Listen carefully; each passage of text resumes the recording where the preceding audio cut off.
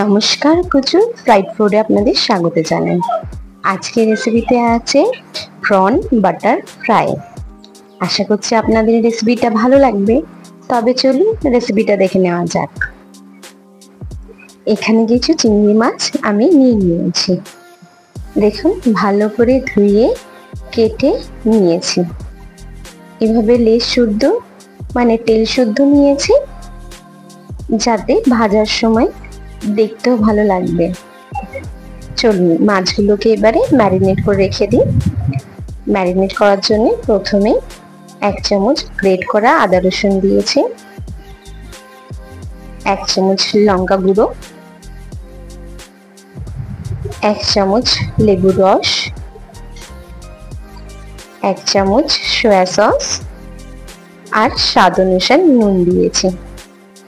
আর আমার রেসিপি যদি আপনাদের ভালো লেগে থাকে তাহলে প্লিজ একটা লাইক আর সাবস্ক্রাইব করে দেবেন।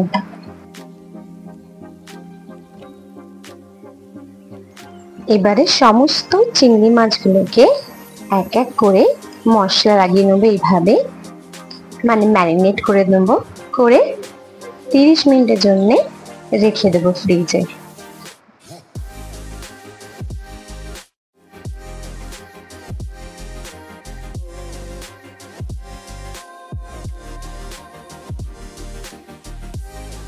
এবারে ব্যাটার তৈরি করার জন্য বড় একটা বোল নেব, তার মধ্যে বড় কাপে 1/2 কাপ কর্নফ্লাওয়ার নেব, কর্নফ্লাওয়ার থেকে একটু কম ময়দা নেব, আর বাটার নেব একটু, 1 চামচ গোলমরিচের গুঁড়ো নেব, 1 চামচ মতো লঙ্কা গুঁড়ো নেব, আর স্বাদ অনুসারে নুন নেব, আর একটু চিনি দেব, দিয়ে ভালো করে মিক্স করব।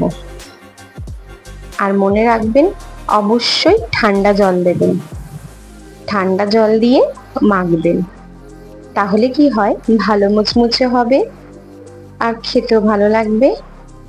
অবশ্যই মনে করে ঠান্ডা জল দিয়ে ব্যাটারটা মাখবেন। দেখুন এইভাবে মেখে নেবেন ভালো করে। এবার গ্যাসে কড়া বসিয়ে তেল দিয়ে মিডিয়াম লোতে রেখে ভাজতে থাকবেন। দেখুন এইভাবে নেবেন এক এক করে চিংড়ি মাছগুলো আর ব্যাটারের মধ্যে ডিপ করবেন। দেখুন এইভাবে ডিপ করে এক এক করে ভাজতে থাকবেন।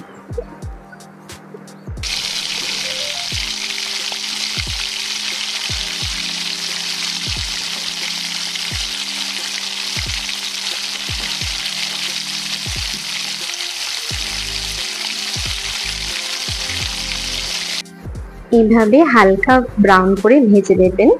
দেখুন দেখতে কত সুন্দর লাগছে আর খেতেও খুব সুন্দর হয়েছে আর খুবই মুচমুচে হয়েছে।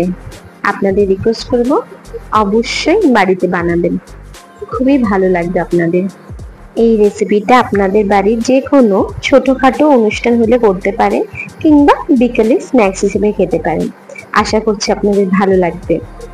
তবে আজকের জন্য এইটুকু, আবার দেখা হবে নেক্সট কোনো রেসিপি নিয়ে। আজকের জন্য টাটা, বাই বাই।